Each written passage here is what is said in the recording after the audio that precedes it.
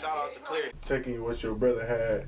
Yeah. And then just trying to kind of finesse it out through there. Right. My mom, and another thing to go back with my mom always cut our hair when we were younger. Mm-hmm. So my mom had some clippers already at the crib too. So it was just already kind of basically set up for me.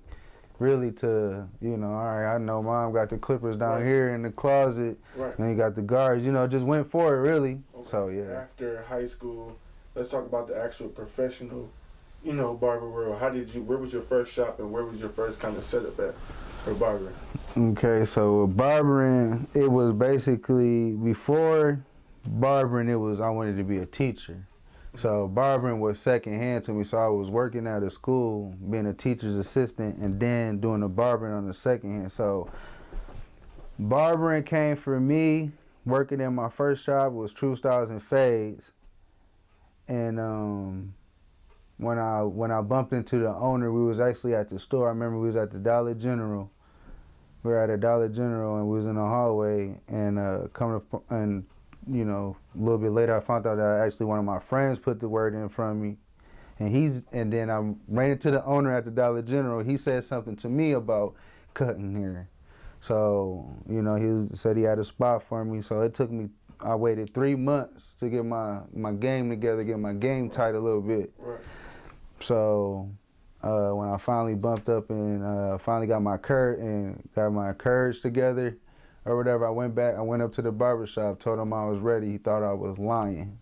And I had everything I needed, so I went into the barber shop, True Styles, and I started that day and I stayed there 7 years. Okay. Yeah. How did that change your perspective on barbering? How did it enhance your skills on barbering? Talk about that experience there. It enhanced everything. It was cause I wanted to do it. So it enhanced my skills. So everything I believe in life is about the want to. Ain't nobody's gonna apply their time or efforts if they don't want to do it. Right. So it was really me applying myself, my efforts, actually wanting to get better.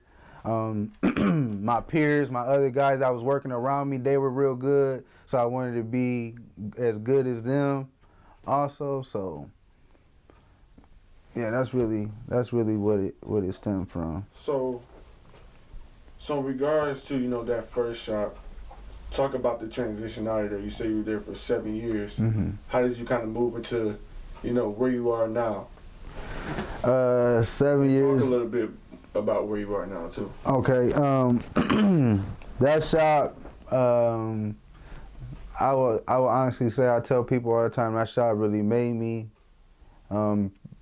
Such as like personality wise and character and just different things I look out as in life, you know, the many talks we had. So that shop taught me a lot. I met a lot of new people from there. So the transition from the shop, it was really out the blue for me. It came in the time of the pandemic. I didn't even think I was going to be leaving there, you know, when I did. So the transition came from really, I always wanted to get my own shop. You know, that was the next goal, obviously, for me. Like I said, this came out the blue. I seen another person who was working somewhere else and ended up getting their own little studio.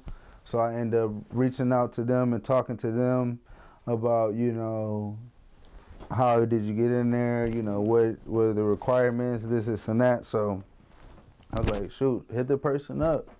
So, you know, it was a business move for me. This right here is a business move for me. It's a step closer. I'm handling my own business, own hours.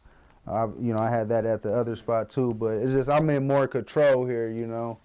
So the transition was real smooth though. Honestly, you know, I got a lot of respect from the previous owner who has taught me a lot. You know, Sonny P, shout out to you. I appreciate you, man. And, you know, I got a lot of love and support, encouragement, you know. And so that made the transition even more better though, so yeah.